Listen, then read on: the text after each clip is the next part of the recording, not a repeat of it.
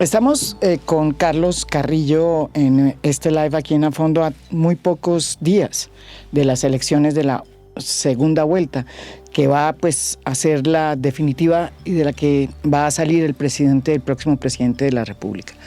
Tal como están las cosas, Carlos, pues según las encuestas, la ventaja favorece, incluso pues las dos encuestas que hemos visto, aunque la ventaja se reduce en la última encuesta del Centro Nacional de Consultoría, es evidente que si las encuestas, pues hay que creer las encuestas, y yo les creo las encuestas, sí, no. Yo a veces usted no no, tanto. usted no, yo sí les creo en las encuestas.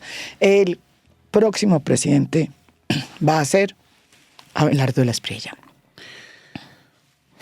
Bueno, Usted, yo estoy en campaña hasta el 21 de junio. Entonces, usted lo que hizo fue, usted es el resultado de una reflexión que hizo la campaña, ¿no es verdad? Después de haber perdido la primera vuelta. Y es que Gustavo Petro decidió sacar a unos funcionarios que él tenía para que fueran a hacer campaña al lado de Iván Cepeda. Y usted es uno de ellos. Pero yo no salí producto de una petición del presidente. A mí me suspendió el procurador. Sí, bueno, sí. Injustamente. Y pues ya la decisión de quedarme en mi casa con las manos atadas y amordazado durante estos momentos tan críticos o salir a hacer campaña, pues la decisión era muy sencilla. Entonces por eso le presenté mi renuncia al presidente y me metí en la campaña con todo. Y seguiré hasta el 21 porque yo creo que se puede ganar, sobre todo si apelamos a la reserva moral de la nación. Aquí hay un problema que va mucho más allá de que sea una elección entre izquierdas y derechas. Si esta campaña, por ejemplo, de segunda vuelta hubiera sido contra Paloma Valencia y Oviedo, muy seguramente no habría habido posibilidad alguna de ganar. Es como la transferencia de votos habría sido automática. Sí. Automática. Cada voto Sí. por de la Espriella habría ido a Paloma y nosotros habríamos perdido. En este caso, más allá del 3% de diferencia en la primera vuelta, aquí hay un espacio para que las personas decentes, para que las personas buenas, para que las personas que creen en la democracia y en sus valores, que el valor fundamental de una democracia es que haya espacio para los diversos. Eso es un espacio que la campaña de Abelardo de la Espriella claramente cierra con una apuesta que, si quiere María Jimena, lo podemos desarrollar más adelante, que es una apuesta claramente neofascista.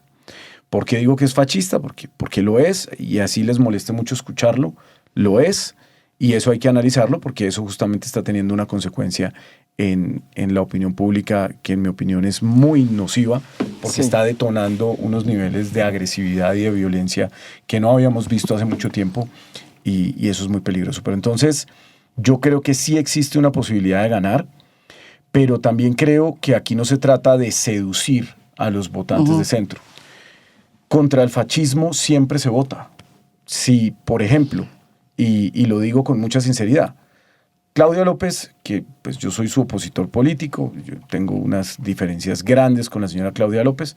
Si la señora Claudia López estuviera en segunda vuelta en contra del señor Abelardo de la Espriella, yo estaría haciéndole campaña a Claudia López. Si Paloma Valencia estuviera en segunda vuelta contra Abelardo de la Espriella, yo votaría por Paloma Valencia. ¿De verdad? De verdad.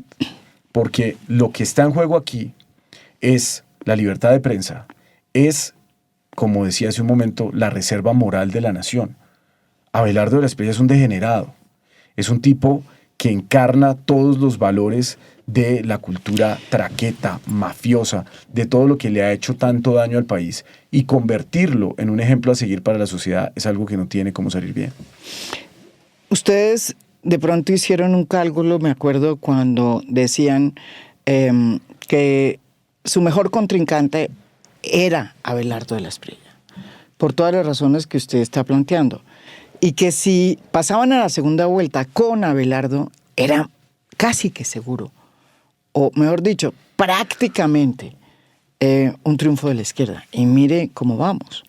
O sea, ¿hubo alguna falta de estrategia en ese sentido? ¿O cómo podemos entender eso? Indudablemente. O sea, faltas de estrategia han habido todas y lo primero es el Twitter del señor presidente. Hubiéramos querido que fuera un Twitter más silencioso. Sí, un presidente para nada, que tiene casi 9 millones de seguidores, pues debe tener un comité de redacción de trinos, ¿no? cuando yo no creo que, bueno, el señor Donald Trump es una excepción, pero yo no creo que Obama o no sé, el mismo Biden, aunque no creo que Biden supiera manejar X, pero... No parece, ¿no? No, no creo. Yo creo que no debería saber ni prender el teléfono el señor. Pero un presidente comunica a través de X con comunicados que son oficiales. Eso se entiende como un pronunciamiento del Estado. El presidente de la República encarna la unidad de la nación. El presidente de la República no es un activista más y no puede comportarse como tal. Eso está claro. Entonces, cada trino del presidente tiene unas consecuencias que pueden ser positivas o negativas para el proyecto político, pero que generalmente terminan devolviéndosele como un boomerang. Ahora, lo que pasa es que a través de esa poderosa herramienta que es el X del presidente, pues él maneja la agenda mediática. Entonces, si el presidente, y lo ha hecho a lo largo de estos 4 años, y lo cierto es que el resultado de estos 4 años de un gobierno de izquierdas es que hemos pasado de ser marginales a ser una opción de poder. Y creo que eso es una de las razones por las que yo me temo que si llega a ganar este señor, que toco madera, ojalá no pase, la arremetida va a ser feroz, la arremetida va a ser pues absolutamente revanchista y vamos a asistir a una desazón social muy, muy grande, no porque nosotros lo vayamos a propiciar, sino porque va a ser un poco un castigo por habernos atrevido a meternos en su palacio. Eso es lo que muy seguramente va a pasar, porque para ellos la izquierda no era una opción de poder. La izquierda era un actor más en un paisaje en donde ellos ganaban con cara y no perdían con sello, y pues Petro se atravesó, Petro rompió ese cerco, y pues yo creo que de aquí en adelante hay una izquierda con una capacidad de hacer oposición muy distinta, con una vocación real de poder, y yo no tengo problema en decirlo. Yo a Iván lo quiero muchísimo, lo respeto, estoy muy feliz de votar por él, pero Iván Cepeda hace 6 años habría sido un candidato de 5 puntos o de 6 puntos. Hoy es un candidato que sacó 41 puntos en la primera vuelta, y eso simplemente quiere decir que el país cambió para siempre, que la izquierda es una opción de poder, pero además, si somos opción de poder, tenemos que actuar como una opción de poder seria. Tenemos que construir un movimiento democrático, tenemos que aprender a respetar las instituciones, y yo creo que el presidente tiene que dejar de actuar como si fuera un comandante del M-19. El presidente tiene que actuar como un presidente, que yo creo que sería lo que pasaría en un triunfo de Iván. ¿Por qué no hablamos de eso? Porque yo creo que también eso es un misterio para mucha gente. Esa diferencia de carácter que habría eventualmente y de personalidad entre el presidente Gustavo Petro e Iván Cepeda.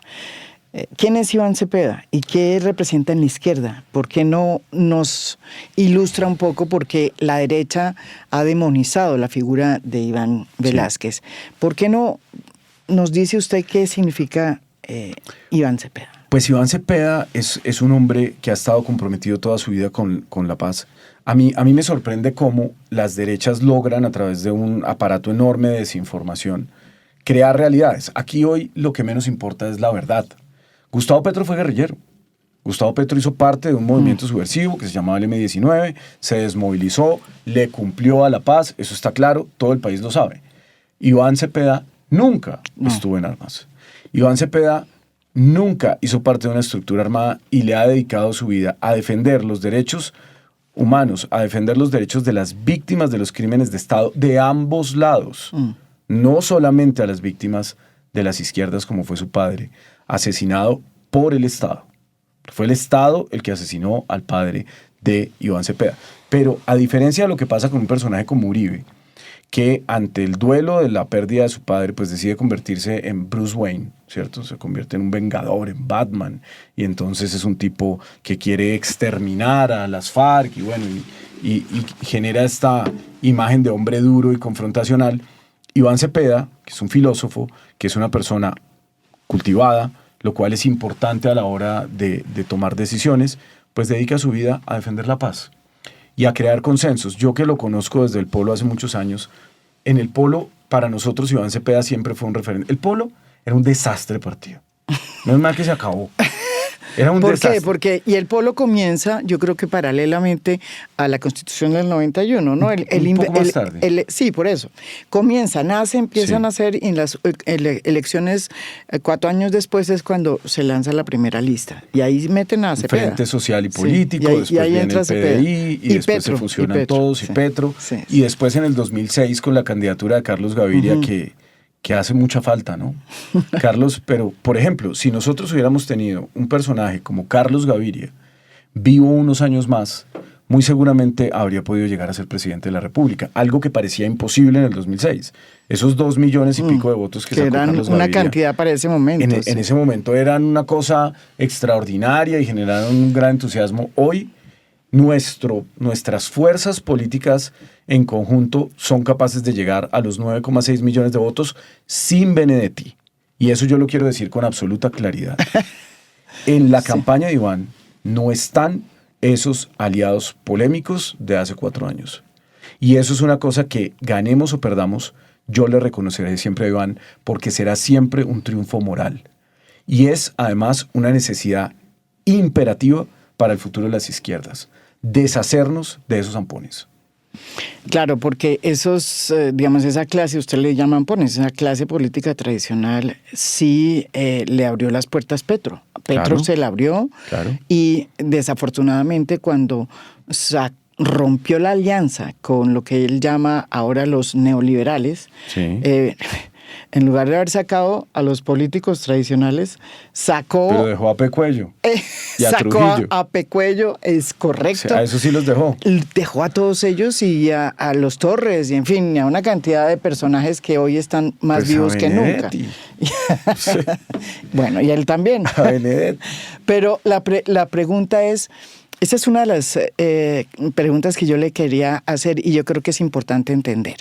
Una de las las realidades de hoy que la derecha no ve, pero que ya es más difícil, cada vez más difícil, digamos, no verla, es que desde hace mucho tiempo la aspiración de cualquier país era tener una izquierda democrática, que no tuviera nada que ver con la combinación de formas de lucha.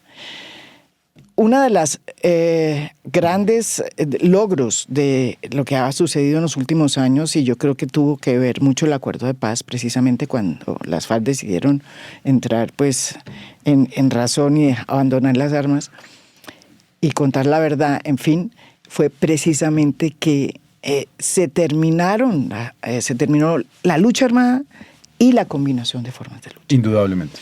¿Por qué no explica? Porque la derecha, cuando uno lee, digamos, lo que plantea La Patria Milagro y el programa de Abelardo, una de las cosas que dice es que hay que prohibir la combinación de formas de lucha, como si eso, primero, no estuviera prohibido por la Constitución y como si eso fuera una realidad.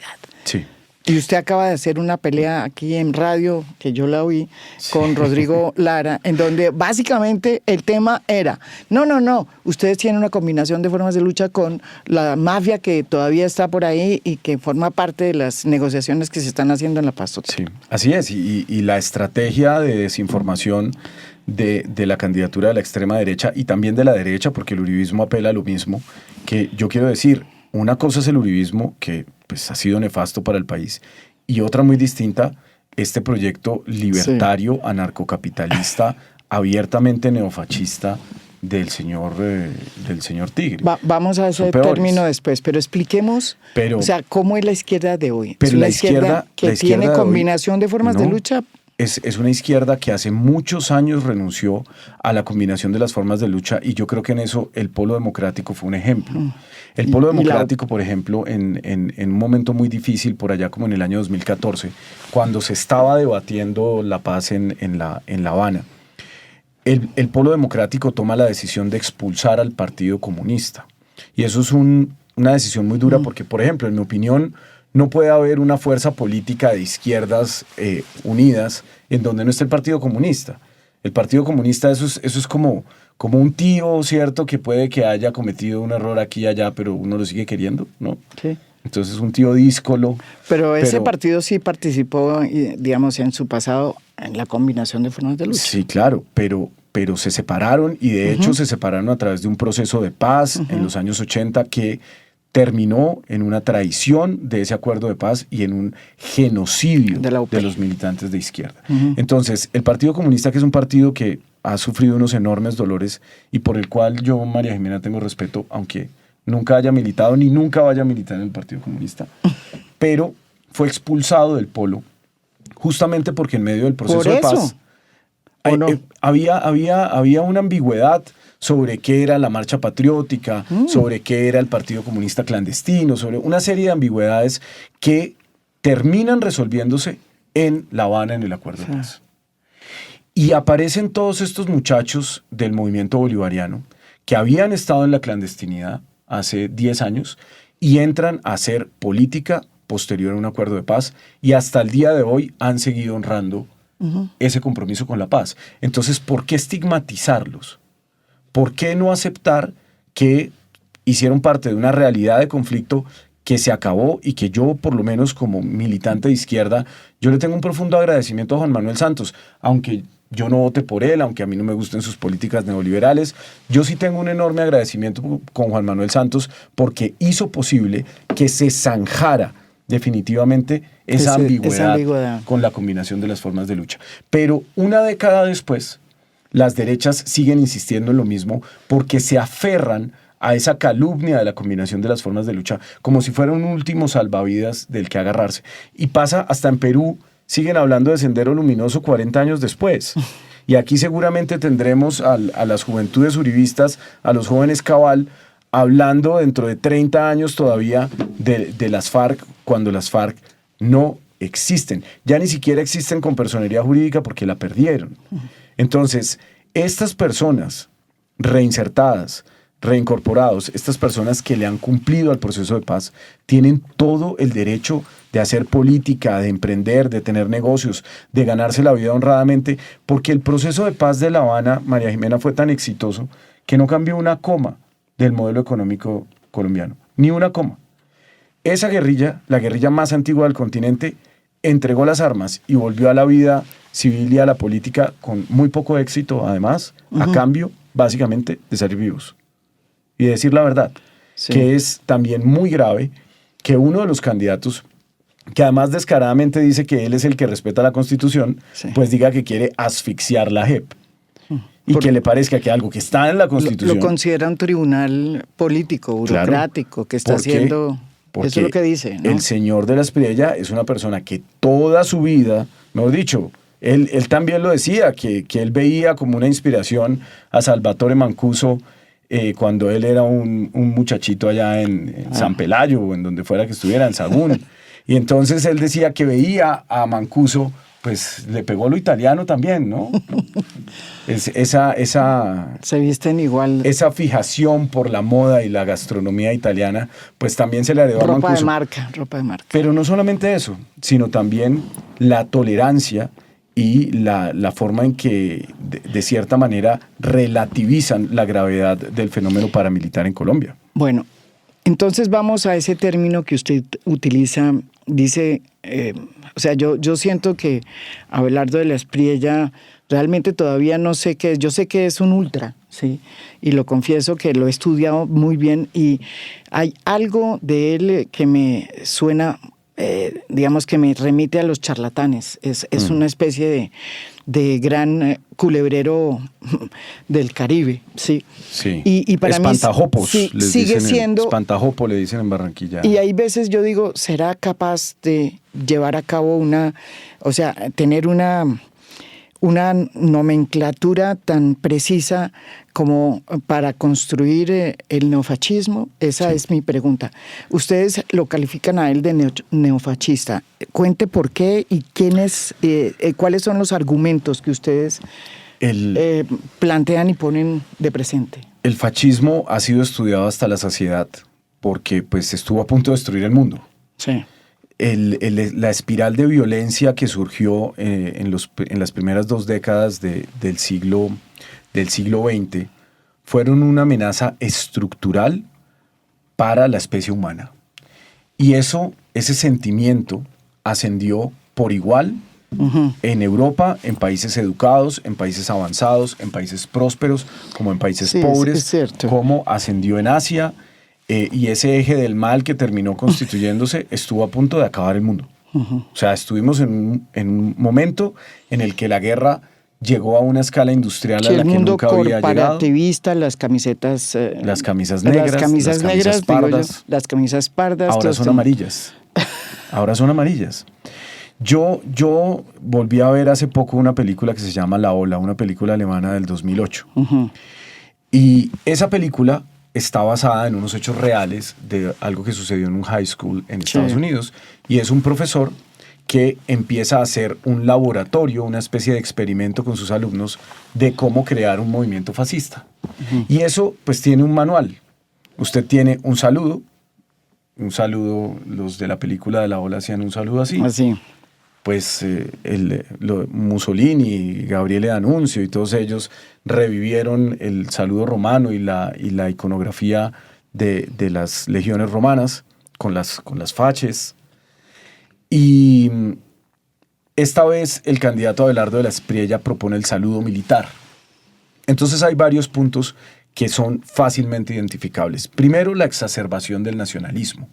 El nacionalismo a ultranza es un sentimiento que es sumamente peligroso porque genera un nacionalismo muy malsano. Pero mire que ahí empiezo yo a ver cuando este nacionalismo es raro, porque realmente lo que él plantea es que él es un ciudadano americano antes que colombiano. Así es. Es un nacionalismo que extiende, es un nacionalismo republicano, pero del Partido Republicano, no de Colombia. Por eso estoy diciendo que este fenómeno es bien raro, yo diría que es un neorrarismo fascista. Pero yo creo que está cuidadosamente diseñado. Yo creo que aquí hay una ingeniería de manipulación de masas para lograrlo y lo que están aplicando es muy fácilmente identificable. ¿Sí? Los movimientos fascistas siempre apelan a el nacionalismo exacerbado. Toda la campaña, las banderas estridentes, el hecho de que él se ponga la bandera presidencial atrás como si ya fuera presidente, que nadie le ha dicho nada, el Consejo Nacional Electoral no le dice nada, el abuso del concepto de patria está cuidadosamente pensado para generar un sentimiento exacerbado de masa. Ya. Es una manipulación de masas. Entonces ellos están apelando a los sentimientos más básicos, a la patria, a la religiosidad, al miedo y al odio. Entonces, aparte del nacionalismo, porque pasó lo mismo con Mussolini, pasó exactamente lo mismo. Nacionalismo exacerbado. Después viene el enemigo.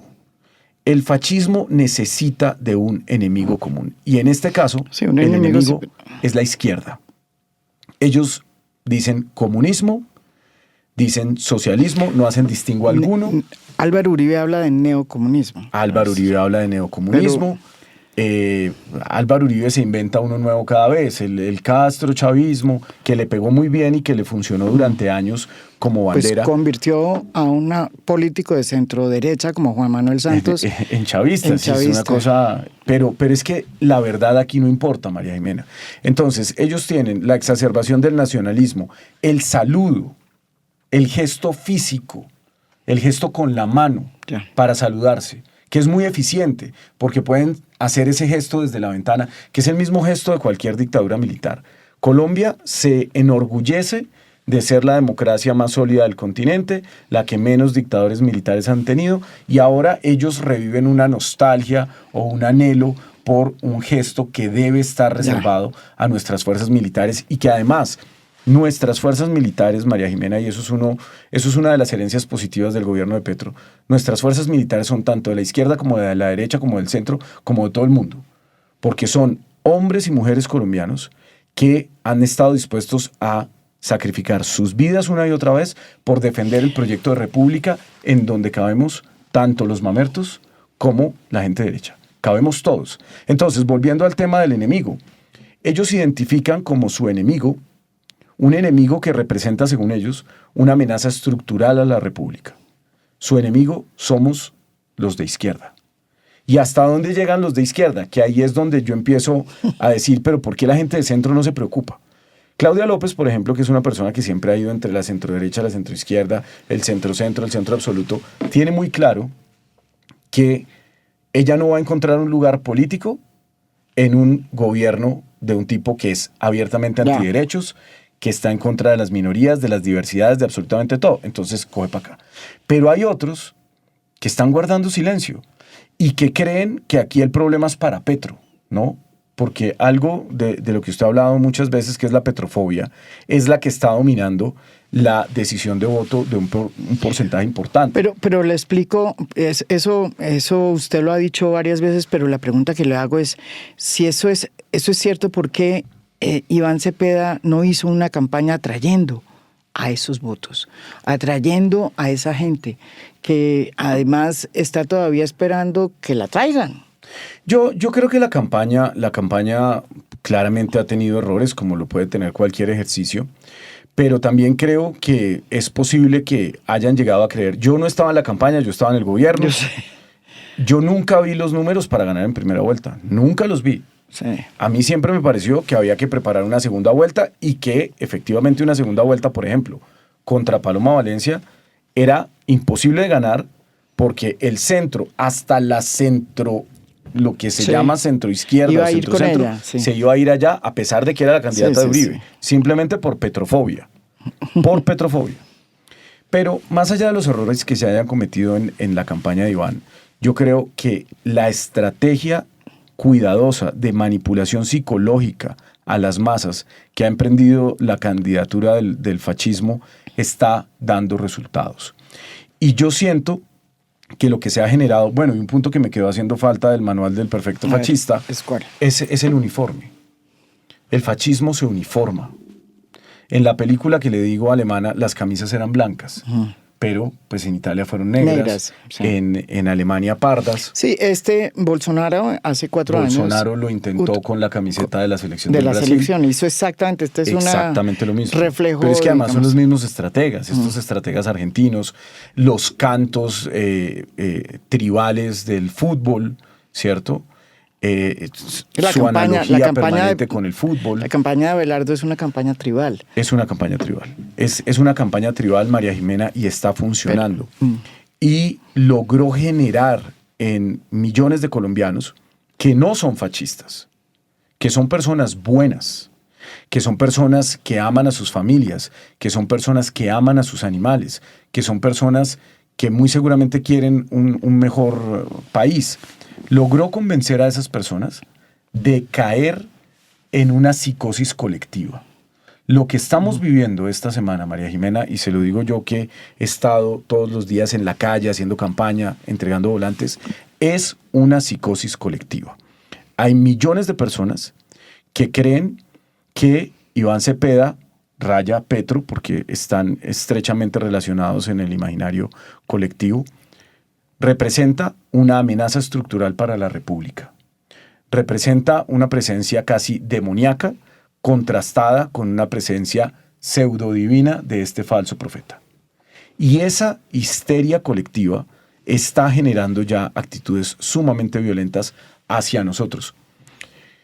Como por ejemplo, ¿usted ha sentido eso? Sí, claro, lo he sentido en la calle. A mí, yo he entrado a lugares donde no me quieren vender una gaseosa. ¿De verdad? De verdad. ¿Porque usted es de izquierda?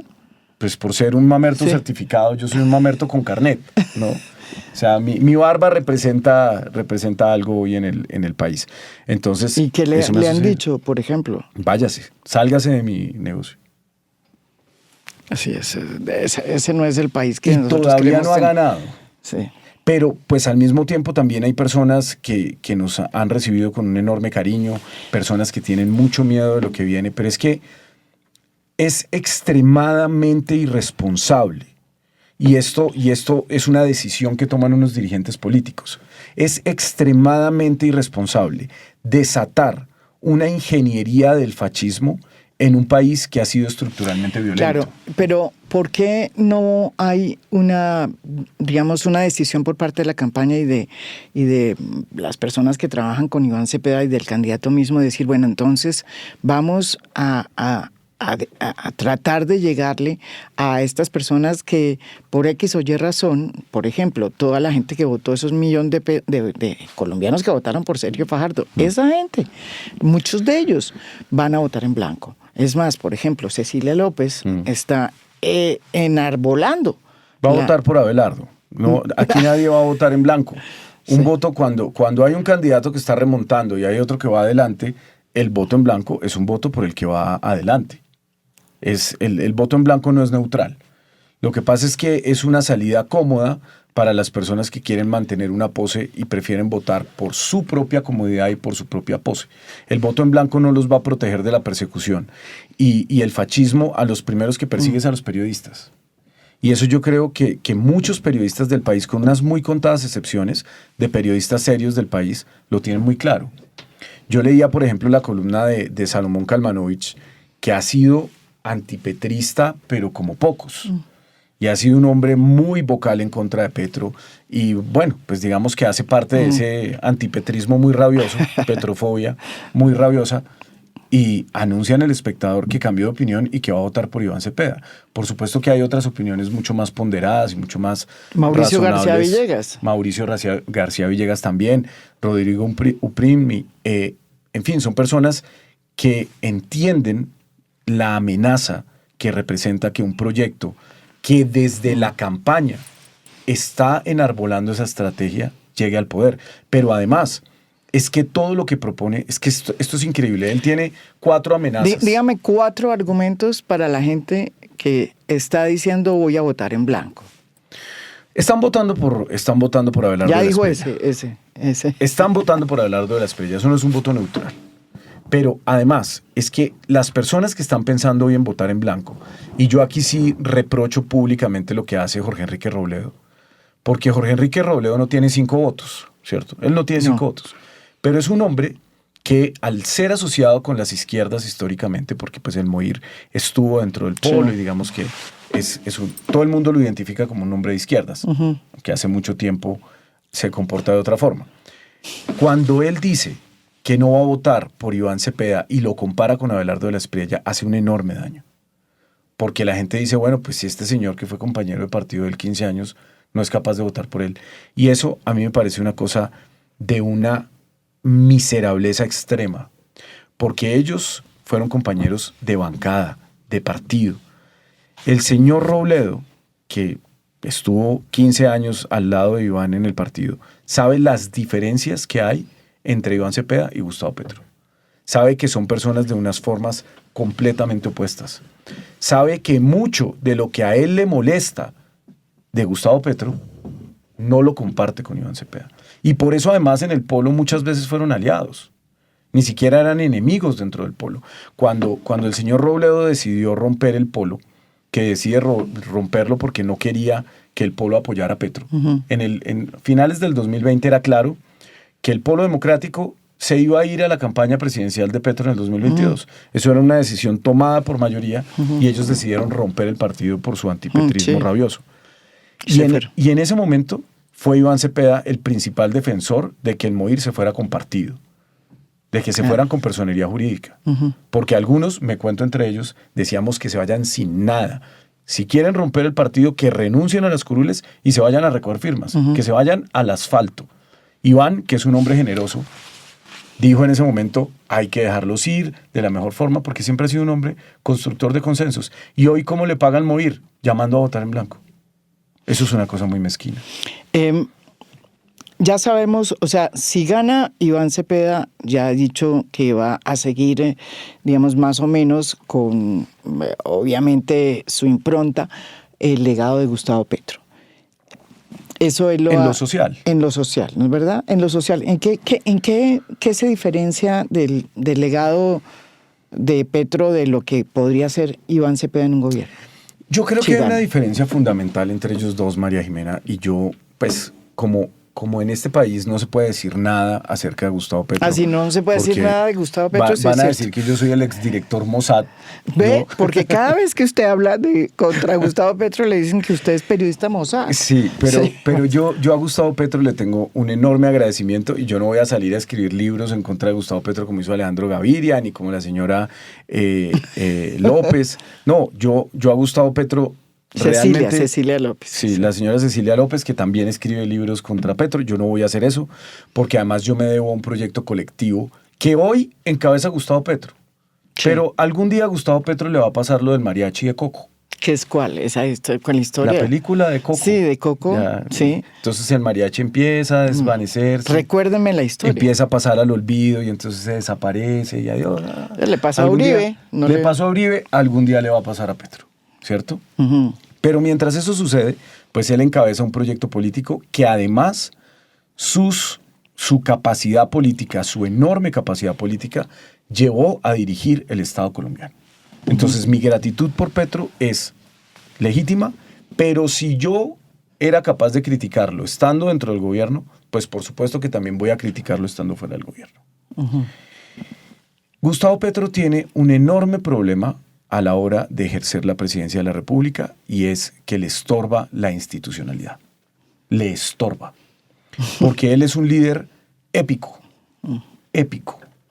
Entonces, él es un líder romántico, soñador, que pues habla de García Márquez y de Aureliano y de este tipo de cosas, y de verdad él se ve a sí mismo así. Entonces, como el último Aureliano. Como el último Aureliano. Pero un presidente no puede ser un Aureliano. Un presidente tiene que ser un estadista, porque en el modelo presidencialista, el presidente encarna la unidad de la nación. El presidente es el soberano. Y el soberano es el soberano de todos. No excluye. Respeta las instituciones porque es de esas instituciones de donde emana su poder. El poder de Petro no emana de la espada de Bolívar. Emana de la Constitución y la ley. Y él a mí me ha dicho, y me lo ha dicho además muy bravo, que yo soy santanderista por decir esto. Una vez me lo dijo muy molesto.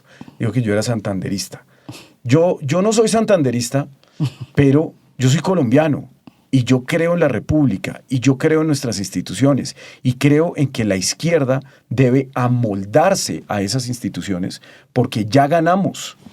Ya está probado que podemos ganar. Así que no tiene ningún sentido entrar en una confrontación con las instituciones cuando nosotros también las representamos. Y ese es justamente el espacio que la propuesta neofascista nos está queriendo quitar. Y en un gobierno eventual, Iván, ¿cómo reaccionaría? Iván es un hombre institucional. En ese sentido, sí. Es completamente diferente de Gustavo Petro en eso. Completamente diferente. Iván no es un soñador revolucionario y aquí hay que analizar también la naturaleza de cada uno de los personajes. Ellos son básicamente de la misma edad. Sí, son contemporáneos. Somos todos, sí. Usted no, porque usted es más chiquito. Yo soy más chiquito. Pero mientras uno decidió irse al M-19, a la clandestinidad, a buscar ese sueño épico, el otro pues se dedicó a la filosofía, a profundizar en sus conocimientos, a desarrollar. Y a ver lo que pasaba en Europa, porque él estudiaba en ese momento, cómo él... en Bulgaria, ¿no? En Bulgaria, cómo pues todo se iba cayendo, cómo ese mito de las repúblicas... él lo vio caerse frente a sus ojos. Sí, lo vio hasta que cayó el muro de Berlín. Entonces, sí, estas repúblicas que habían vivido bajo el dominio soviético, ¿no es verdad? Se iban cayendo y se iban cayendo, el glasnost, todo le tocó hasta que terminó en el muro de Berlín. Hasta que terminó ahí. Y yo creo que Iván Cepeda es una persona que tiene un pensamiento de izquierda muy contemporáneo, muy ajustado a las lógicas de hoy, donde más que la búsqueda de una revolución o de un cambio radical en el sistema, lo que se busca más bien es una domesticación del capitalismo. Yeah. Porque si el capitalismo no tiene rienda, que ahí me parece que es valioso que hablemos de esta locura de los anarcocapitalistas que están detrás de Abelardo. Si el capitalismo no tiene rienda, la única consecuencia posible de ese capitalismo desbordado es la violencia, es el sufrimiento y es la desazón. Uh-huh. El mejor momento, creo yo, en la historia de la humanidad, María Jimena, es esa posguerra en Europa Occidental, en donde se instauran unos estados de bienestar que llevan a unas sociedades educadas de Europa Occidental, con excepción de España, que estaba presa del fascismo, a vivir como nunca habían vivido. Y eso dura hasta mientras dura la Unión Soviética. Uh-huh. Porque cuando cae la Unión Soviética, entonces empieza el desmonte del estado de bienestar, porque creen que ya no hay un enemigo al cual tenerle miedo. Pero ese modelo del estado de bienestar de la segunda mitad del siglo XX en Europa Occidental, en mi opinión, funcionó, es inspirador y es una regulación del capitalismo. no una abolición del capitalismo. Si Iván Cepeda no gana el próximo domingo, ¿cómo se va a compartir? Toquemos madera. Se va a competir. Sí, pero también es una pregunta importante también porque es posible. Y la pregunta es, ¿qué va a pasar con la izquierda? La izquierda que es hoy una izquierda muy distinta, que en un país donde no hay combinación de formas de lucha, donde no hay guerrillas, sino grupos delincuenciales. ¿Qué va a hacer? Donde hay un presidente que usted muy bien lo ha descrito, que va a ser expresidente y que no se va a callar con sus trinos aquí. Y no va a desinstalar el X del teléfono. No, exacto. Entonces, por favor, ¿qué va a pasar si eso, digamos, si Iván Cepeda no gana? Pues María Jimena, yo espero que eso no pase, pero yo creo que la izquierda en Colombia tiene que hacer varias reflexiones. La primera es la democratización de su estructura interna de partido. La figura de Gustavo Petro, voy a hacer una analogía del sistema solar. A ver. Planetaria, A ver. como le gusta a algunos. En ese sistema solar de la política hay un único sol. Hay sistemas planetarios que tienen más de una estrella, pero el sistema del pacto tiene un único sol. Que es Petro. Que es Petro. Y hay unos planetas que giran alrededor de él y unas lunas que son mayoritariamente unos planetas que reflejan la luz de Petro, ¿cierto? También hay unos gigantes de humo, unos gigantes de gas, ¿cierto? Que son vacíos, hay otros que son más rocosos, hay otros donde puede que haya algo de vida, pero hoy no hay en ese firmamento nadie que genere luz propia, que brille con luz propia. Diferente a Gustavo Petro. Diferente a Gustavo Petro. Todos están resignados a reflejar la luz de Gustavo Petro. Y eso, ¿a qué voy con esta analogía? Pues que todos, absolutamente todos, están esperando que en el 2027 Gustavo Petro les levante el brazo y los haga candidatos en las elecciones regionales. ¿Todos esos planetas? Todos esos planetas, en lugar de generar una ignición, de empezar a brillar ellos mismos y asumir que pueden ellos también ser estrellas, ellos están resignados a reflejar esa luz. Y entonces son campañas en últimas muy perezosas, porque entonces están esperando a tomarse una foto y salir en un afiche con Gustavo Petro, como pasaba con Uribe hace 20 años. Y creen que eso es lo que los va a llevar a triunfar en las elecciones uninominales. Entonces, la primera decisión muy compleja que va a tener que tomar la izquierda en Colombia, si ese escenario que usted plantea se da, es cómo vamos a tener un partido que tenga condiciones claras, que tenga estatutos claros y donde no sea Gustavo Petro la única instancia. Porque si Gustavo Petro se convierte en la única instancia de ese partido, pues básicamente no va a haber democracia interna, van a empezar las fracturas. Puede pasar lo mismo que pasó en el Centro Democrático con Uribe, que terminó exactamente lo mismo, destrozando su propia obra, porque mire lo que le pasó en estas elecciones a Álvaro Uribe. Con una diferencia. Álvaro Uribe es un hombre con mucha más estructura de partido. Así él se reserve ser la última instancia. Mientras que Gustavo Petro ha sido siempre un defensor de las ciudadanías libres, de un enemigo de los partidos. Gustavo Petro ha destruido partidos uno tras otro, tras otro, tras otro. Y yo creo que no sería la excepción con el pacto. Pero el problema es que hoy, mientras los líderes del pacto sigan resignados a que su única manera de existir, de que su único lugar desde donde se pueden enunciar es un petrismo obsecuente, es un petrismo sin matices, pues ese proyecto estaría lamentablemente condenado al fracaso, porque va a tener que cargar con todo lo bueno, pero también con todo lo malo del legado de Gustavo Petro. O sea, el desafío de la izquierda es aprovechar este momento histórico en donde se ha convertido en una fuerza la más importante, por lo menos en el Congreso. Cerca de la mitad del país ha votado, por lo menos en la primera vuelta. El desafío de ese movimiento de izquierda es que sea más que Petro. Indudablemente. Que la izquierda llegue a ser más que Petro. Pero no tiene por qué desconocer lo que Petro ha hecho, que es muy importante. Sí. Pero lo que pasa es que realmente yo siento que esto es un tema tabú. Nadie se atreve a decirlo en público. Nadie se atreve a hacer una mínima crítica de los errores.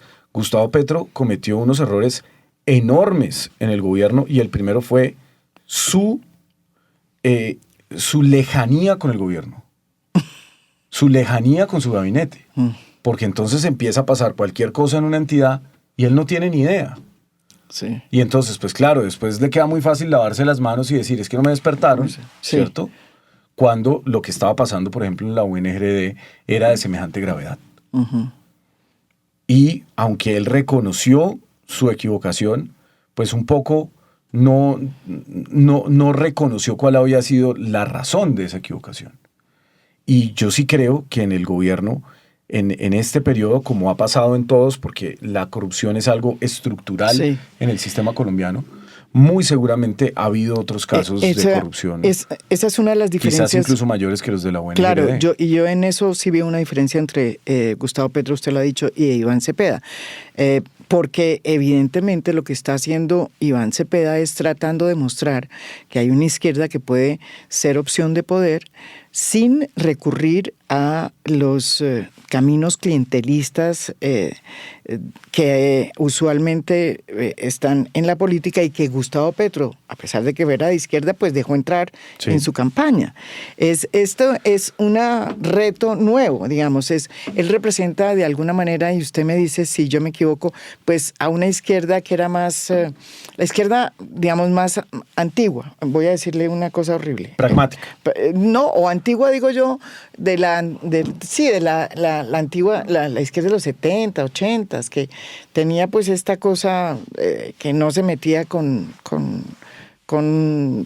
la gente que los políticos tradicionales. No se mezclaban. No se mezclaban. ¿Es así o no? ¿O qué es lo que estamos viendo ahí? Porque sí es una decisión importante.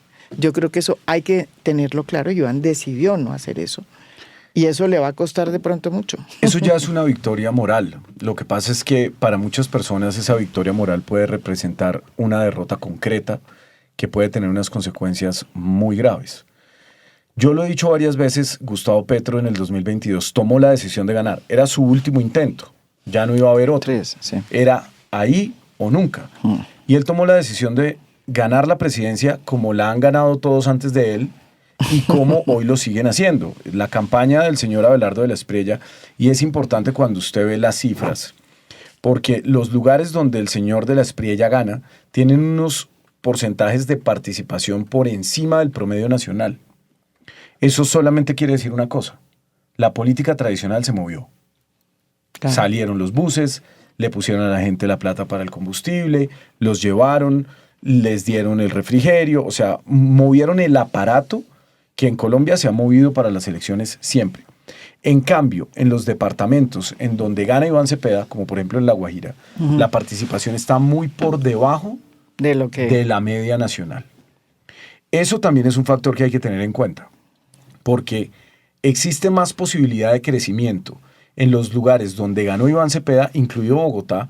En Bogotá, por ejemplo, la Media Luna Sur, que es un lugar donde el voto de izquierda es bastante sólido, tuvo una participación más baja, mientras que porcentualmente Usaquén, Chapinero, todos los Suba, estratos más altos votaron en masa por el fascismo. Pero eso es claro, pero la campaña de Iván Cepeda siempre apeló a esos votos, nunca apeló a votos distintos. A votos que en muchos casos no salieron, pero esa altísima participación en los municipios donde ganó Abelardo de la Espriella muestran que ahí está Cambio Radical, que ahí está César Gaviria, que ahí está el Centro Democrático, que ahí está el Partido Conservador, que todos esos partidos tradicionales con sus estructuras y su capacidad logística de mover personas salieron ese día.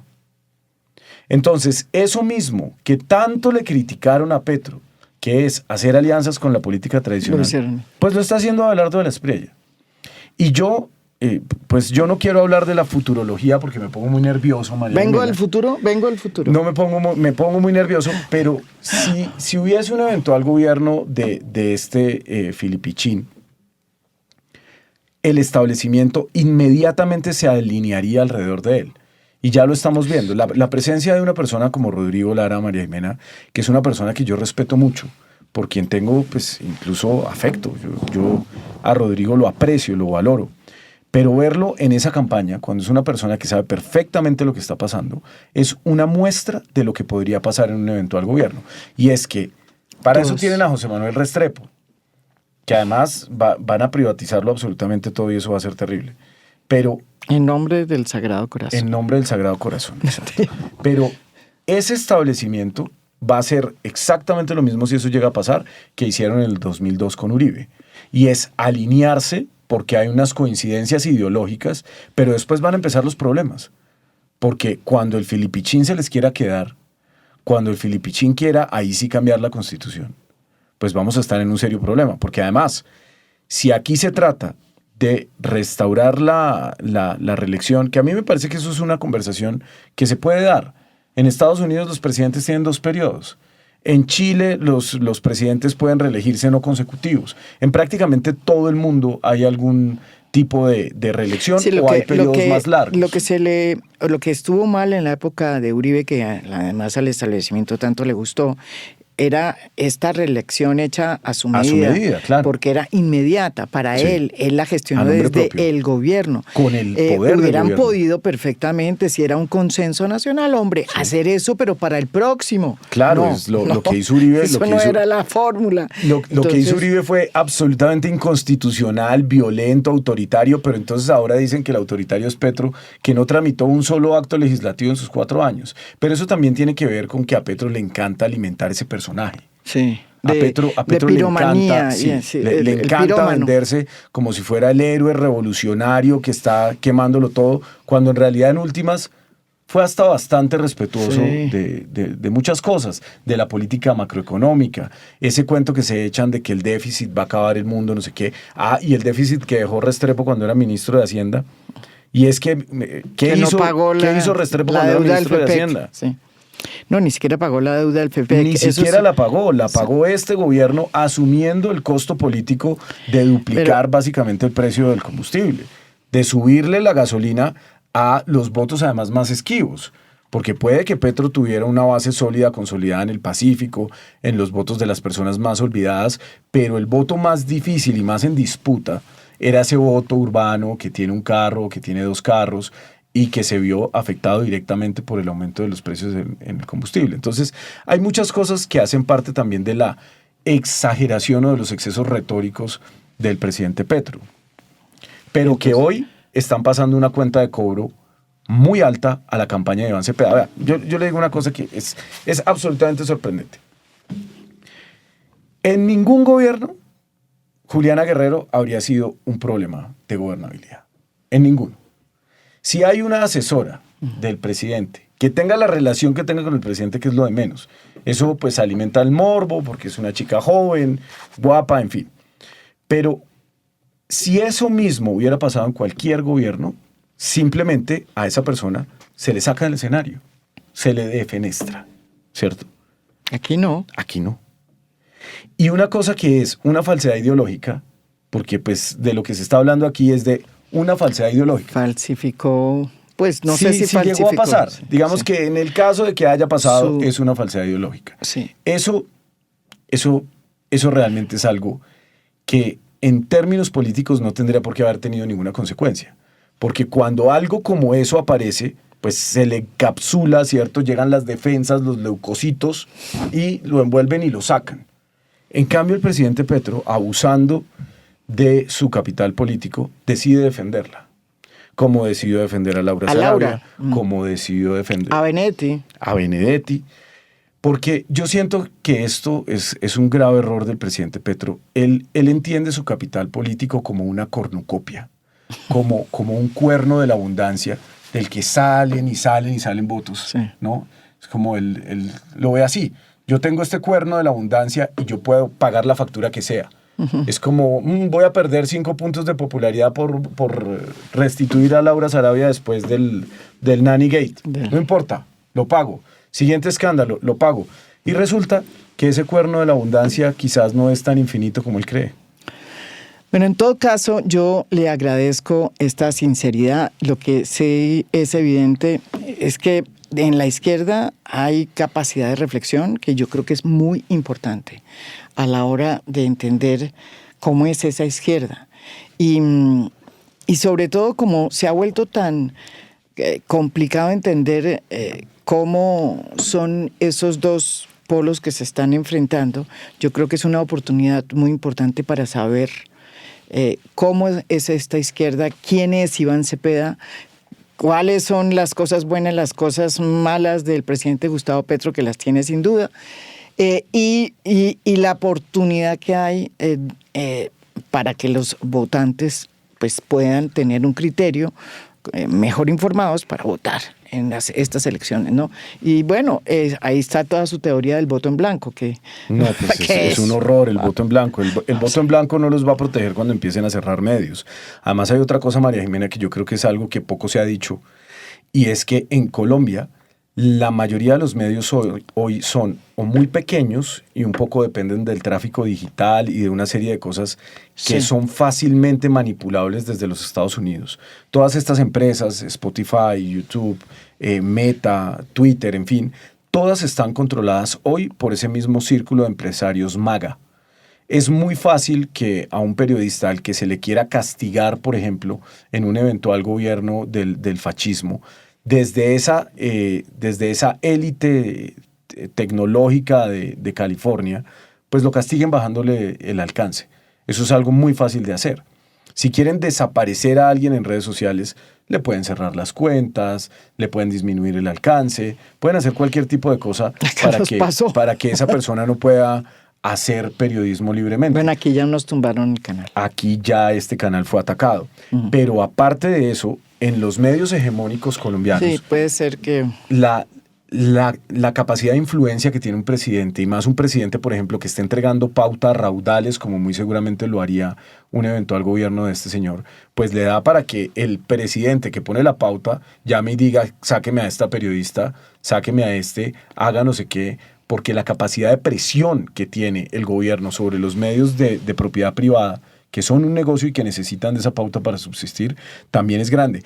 Yo creo que este tipo, si llegase a ganar, sería una amenaza estructural para la libertad de prensa. Lo hablábamos el otro día sobre lo que pasó en El Salvador, donde antes de que empezaran a pagar las consecuencias, los políticos de oposición empezaron a pagarle a los periodistas. Sí, sobre todo un periódico que era muy bueno, El Faro. Que es hecho realmente fue el periódico que investigó durante los primeros año y medio a Bukele y descubrió cómo él, de manera subrepticia, había armado un proyecto de negociación con las pandillas que estaba llevando a cabo. Así es. Y duraron casi un año y medio haciendo eso, y ellos descubrieron eso, y cuando descubrieron eso y sacaron la información, y eso era se les vino el mundo encima. Eso era un ataque directo a la narrativa fundacional del buquelismo. Pero no solamente es la barbita, no solo es el minoxidil y los injertos lo que comparte con Bukele. Yo creo que también ¿Tiene injertos? Bukele, sí, claro. No, Abelardo. Pero absolutamente, absolutamente. Tengo más pelo yo que Abelardo, de verdad. Sí, Pero más allá de eso, de la propuesta estética que claramente está inspirada en el dictador de El Salvador, aquí sí hay una apuesta muy autoritaria. Y además una apuesta de sumisión a los Estados Unidos que a mí me parece tremendamente peligrosa. Y otra cosa que me parece extremadamente peligrosa, María Jimena, y no quiero extenderme demasiado, es el anarcocapitalismo, que es esa doctrina de Milei. Yo estoy muy honrado de haberle quitado al Moir el odio de los libertarios. Los libertarios hace unos 8 años, 7 años, odiaban con su vida a Jorge Enrique Robledo. Y me cambiaron a mí por Jorge Enrique Robledo. Entonces me odian a muerte. Y ellos eran como un chiste. Eran como un grupúsculo ahí de unos tipos que son devotos de una teología del mercado muy radical. Sí. Que habla de la desaparición absoluta del Estado. Sí, del Estado y las regulaciones, ¿no? Absoluta, absoluta. Entonces ellos son unos seguidores de unos pensadores mayoritariamente norteamericanos por allá. Peter Thiel. Rothbard, von Mises, Hayek, bueno, sobre todo de Rothbard, y ellos quieren acabar con el Estado. Dicen que los impuestos son un robo, que el mercado todo lo puede, y son muy, muy, pero muy peligrosos. Y son ellos los que están detrás de la teoría económica que este señor está defendiendo. El señor Daniel Reisberg, que parecía una curiosidad, ¿cierto?, pues hoy podría ser ministro de Defensa, ministro de Hacienda, Ministro o podría de Hacienda. ser director de Planeación Nacional o miembro de la Junta Directiva del Banco de la República.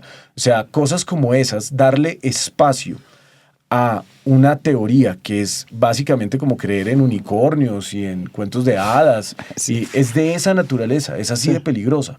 Eso es lo que defiende Milei, y yo creo que la gente en general y pues las personas informadas que ven este podcast probablemente no saben de que personas como esas son las que estarían al frente del Estado. Solamente por petrofobia. Y una última cosa, María Jimena, votar por Abelardo de la Espriella no es vengarse de Petro.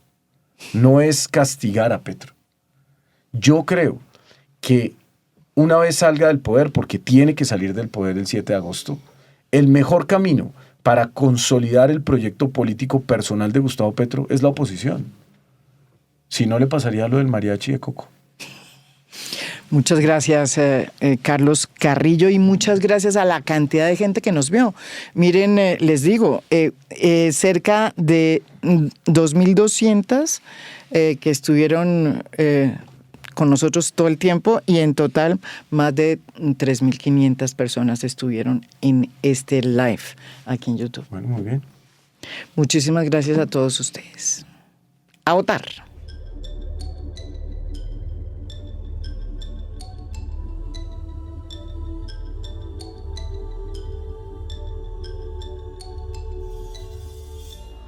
A Fondo es un podcast producido por Mafialand.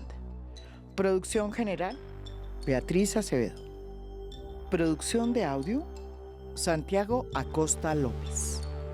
Música original del maestro Óscar Acevedo. Nos pueden escuchar también en mi canal de YouTube. Gracias por escuchar. Soy María Jimena Duzán.